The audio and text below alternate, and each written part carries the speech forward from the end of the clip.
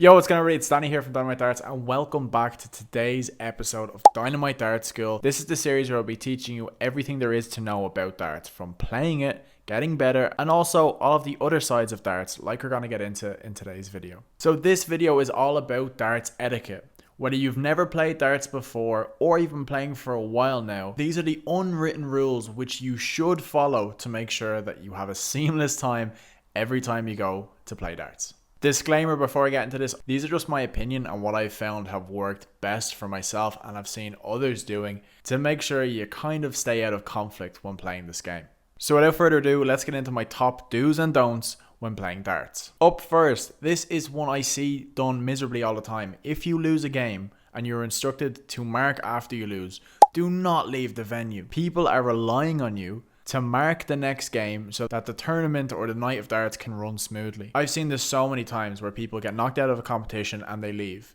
Now, if you have to go, just find somebody else to mark for you, but please make sure that your board, if you lose on it, has someone to mark for the next game. And if you are marking, here's a few rules for you. Please make your writing clear. It's one of the most annoying and frustrating things if you're up there on the jockey and you can't read what your scores are. It's your job as the marker, essentially being the referee of that game, to make the game as seamless as possible for the players playing. On top of that, as you are the referee, your decision goes. So if you call a score, your decision is final. And if you see someone breaking the rules, you can also pull them up on that. And leading on from this, if you are not comfortable marking and you feel like you'll actually get in the way of someone's game, particularly if it's maybe a higher level game, don't be afraid to ask somebody else if they can mark for you. What I will say though is if you play darts and you plan on playing darts for a long time, you have to get okay with marking.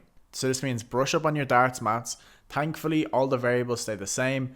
And don't get me wrong, no one is expecting you to be able to get all of these scores 100% right all of the time.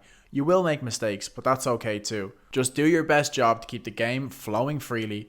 And lastly, if you're up there marking, try and stay as still as possible. I'm not saying be up there like a marble statue, but don't be swaying side to side, and for the love of God, please don't be on your phone texting. Again, these are my opinion, these are unwritten rules, but they really can throw a player off when they're playing the game. Up next, if you are playing, don't be afraid to check your score.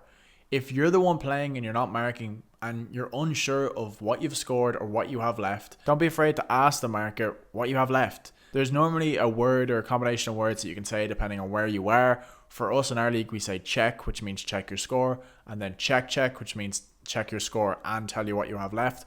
Whatever that is, if you're uncomfortable with that, just simply ask, what have I scored and what do I have left? There's nothing wrong with this, and it's much better for you as a player to be comfortable and confident knowing what you have gone for and what you have left. And secondly, before your opponent actually addresses the jockey, there's nothing more frustrating than when you're stepping up and you're about to throw that someone comes in and says, actually that was an 81, not a 60, or whatever it may be. Leading on from this, if you need clarification or you have clarification on your own score, ideally you want to clarify this before you have taken the darts out of the board.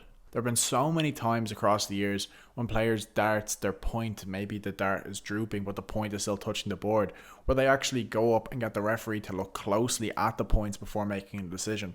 And again, this can be the difference between you losing or gaining a few points, which will ultimately help you finish your leg quicker. And the last biggest point, which is made up of a few points, is to ultimately show respect. This can be as simple as being sure to fist bump or shake hands before the match starts and after the match ends. Some people don't do the fist bump or the shake of hands, it just depends on how it is. Just give them a nod or a sign of respect to show that this is going to be a clean game. I swear it's like fighting here.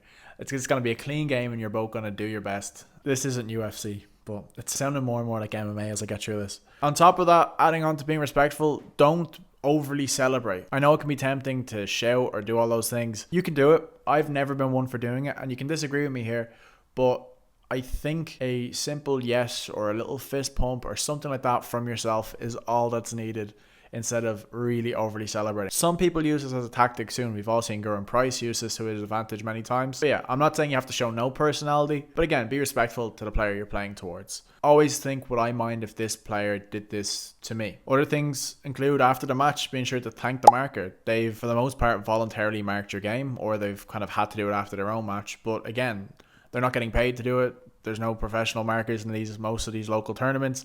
So just take the courtesy to thank them after the game. And the last 2 points, try not to talk or agitate the player you're playing in any way, shape, or form.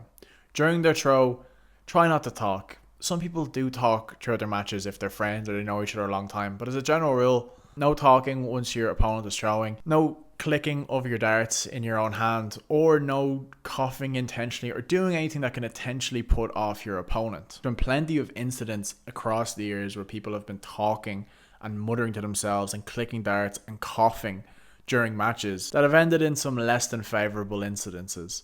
Here we have an example of A.D. Lewis. This one didn't go down too well for himself. He got a bit of stick for this one. And then there's a few other notorious characters who are known to bend the rules a little bit. Justin Pipe being one of them. And this brings me to my last point, which is something I've seen a lot as well, which is give the player in front of you space to throw. You can take as long as you want once you get up to the oche. So I won't say you have to be quick or respectful in your turn. You take as long as you need to take. If you're intentionally slowing down or speeding up, that's a part of the game. Some people hate when people do that against them, or some people are prepared for it. But the last thing you want, or you want done to you, is when someone's almost breathing down your neck when you're up at the oche. Give the person ample space to go and collect their darts and almost pass you before you address the oche and look to throw your darts. Now, when it pertains to giving players space to throw, this is exactly why the PDC have included an exclusion zone, which is that box you see, I'll have it on the screen here, around the players. I don't know exactly what prompted this, but essentially the players who are throwing on the oche need to have enough space to feel comfortable doing so. So you're not allowed to throw until your opponent has gone out of that exclusion zone. That also means if you're waiting on your opponent to finish throwing, you need to be behind that line before you can enter and address the oche. So that's been it for today's episode of Dynamite Dart School, the darts etiquette do's and don'ts. These are the unwritten rules, which I think you need to know to be able to play darts long term. There's stuff that if you've been playing darts, you already know most of these things. But maybe you do some of these things differently, or you're okay with some of these things. Let me know in the comments what your biggest pet peeves are that I haven't mentioned here today, or if there's anything else that you'd add on to this list. So if you enjoyed the video, please leave a like, and if you're not already subscribed, be sure to hit that subscribe button and let me know if you agree or disagree. And as always, until next time. I like Yo, what's going on, everybody? It's Dani. I feel good. Don't be afraid. Don't be afraid. So just take the turret. So if you join and leading on from, there's been plenty of just hit that subscribe button. Sheep. Yup.